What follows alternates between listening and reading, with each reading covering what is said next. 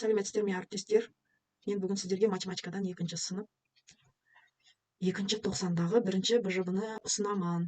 Енді мен бүгін БЖБ-ны бұлай таныстырғым келіп тұр. Оқу мақсаттары, бағалау критерийлері, сосын кейін дескрипторларға ары-бері мына мышканы жүгіріп жүріп түсіндіргеннен кейбір адамдар, кейбір әріптестер түсінбей жатыр екен, соны бұлай түсіндірейін деп ойладым.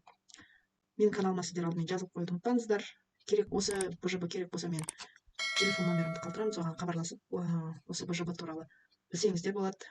Word форматта Word нұсқасын алсаңыздар болады. Сонымен БЖБ-ны 3 тапсырма бар.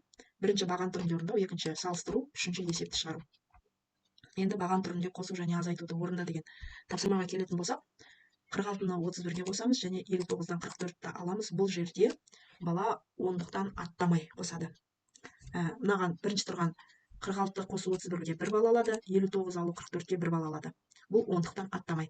Және 58 қосу 23, 90 алу 48 деген мысалдардан да бала 1 бала алады. Бұл екеуі 1 қосу 1 азайтуға берілген мысал. Бұлар 10-дықтан аттап қосу және азайтуға арналған.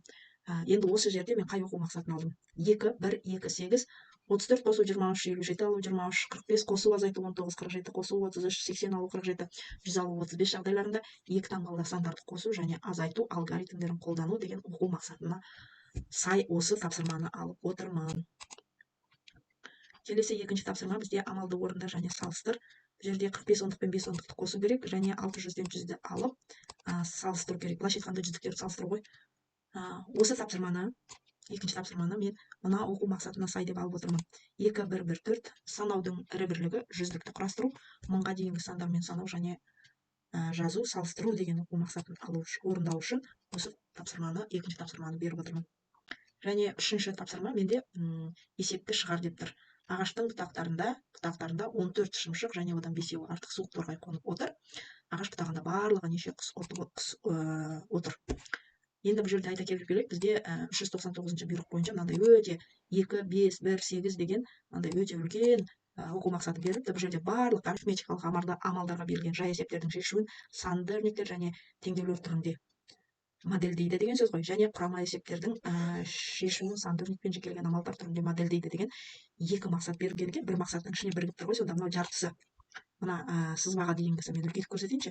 Жартысы бұл жерде жай есепке беріп тұр да, жартысы құрама есепке беріп тұр. Оқу мақсатын дұрыстап қарасаңыздар, мынау алғашқы бөлігі, мына жерге дейін жай есептердің шешуін санды өрнектер және теңдеулер түрінде жазады деген жай есепке берілген.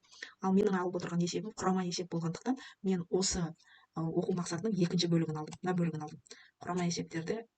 Құрама есептердің шешуін санды өрнектер және жекелеген амалдар түрінде модельдейді деп осы оқу мақсатын алып отырмын. Енді негізінде осы оқу мақсатын түгел ала берсеңіздер де болады, бірақ мен бұл жерде жай есеп берген жоқ, мына құрама есеп бергендіктен осылай алып отырмын. Енді бұл жерде модельдеу үшін алдымен бала өзінің қалауы бойынша не есептің берілген қысқартып жазады, немесе сызбасын сызады, есепті шығару үшін бірінші. Мысалы, бұтақта отыр шымшық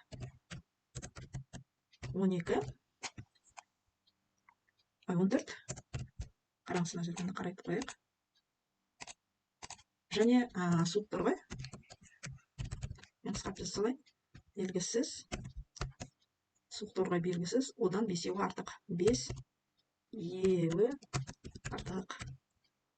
5-еуі артық. Енді бұл жерде бізге барлығы қанша құс екенін табу керек.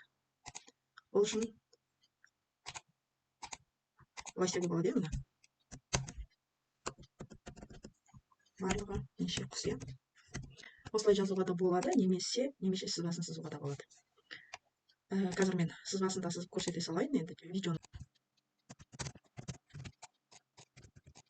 Енді бала не мынандай есептің берілген қысқартып жазады, немесе мынандай сызба түрінде модельдеп көрсетеді берілген. 2 амалмен шығарылатын есеп, құрама есеп. Енді осы берілген БЖБ-ның астында мына жерде бағалау критерийі бар, бағалау критерийі дескрипторлары бар. 10 балдан тұрады. Міне бірінші жаңағы 4 мысал бойынша 4 бал. Жаңа салыстыру бойынша 100-ге дейін, 1000-ға дейінгі сандарды салыстыру бойынша 2 бал. Және есептің шығаруы сызбасы бар, бірінші амалы бар, екінші амалы бар, жауабын жазады бар, одан 4 бал. Сонда барлығы 10 бал алады. Егер осы БЖБ керек болса, хабарласыңыздар, мен сіздерге бөлісуге дайынмын. Әрине ақылы түрде, бұл менің еңбегім. Сондықтан менің каналыма жазылып қоюды ұмытпаңыздар, мен сіздерге осы екінші тоқсанның тағы да бжб ларын салып тұратын боламын.